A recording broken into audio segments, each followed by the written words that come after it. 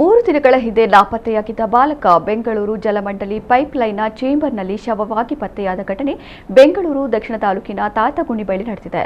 ಚಾಮರಾಜನಗರ ಮೂಲದ ರಜನಿಕಾಂತ್ ಎಂಬುವರ ಪುತ್ರ 14 ವರ್ಷದ ಪ್ರೀತಂ ಮೃತ ಬಾಲಕ. ಪ್ರೀತಂ ಕುಟುಂಬ ತಾತಗುಣಿಯಲ್ಲಿ ಬಾಡಿಗೆ ಮನೆಯಲ್ಲಿ ವಾಸವಿತ್ತು. ಪ್ರೀತಂ ಕಳೆದ 3 ದಿನಗಳ ಹಿಂದೆ ಕಾಣೆಯಾಗಿದ್ದು, ಈ ಬಗ್ಗೆ ಕಗ್ಗಲೀಪುರ ಪೊಲೀಸ್ ಠಾಣೆಯಲ್ಲಿ ನಾಪತ್ತೆ ಪ್ರಕರಣ ದಾಖಲಿಸಲಾಗಿತ್ತು. ಪೊಲೀಸರು ಮತ್ತು ಸ್ಥಳೀಯರು ಹುಡುಕಾಟ ನಡೆಸುತ್ತಿದ್ದ ವೇಳೆ ಜಲಮಂಡಳಿ ಕಾಮಗಾರಿ ನಡೆಯುತ್ತಿದ್ದ ಸ್ಥಳದ ತೆರೆದ ಸಂಪ್ನಲ್ಲಿ ಶವ ಪತ್ತೆಯಾಗಿದೆ. ಕಳೆದ ಹಲವು ದಿನಗಳಿಂದ ಸಂಪನ್ನ ಜಲಮಂಡಳಿ ಮುಚ್ಚದೆ ಬಿಟ್ಟಿದ್ದು, ಬಾಲಕ ಓಡಾಡುವ ವೇಳೆ ಸಂಪ್ಗೆ ಬಿದ್ದು ಸಾವನ್ನಪ್ಪಿರಬಹುದು ಎಂದು ಶಂಕಿಸಲಾಗಿದೆ.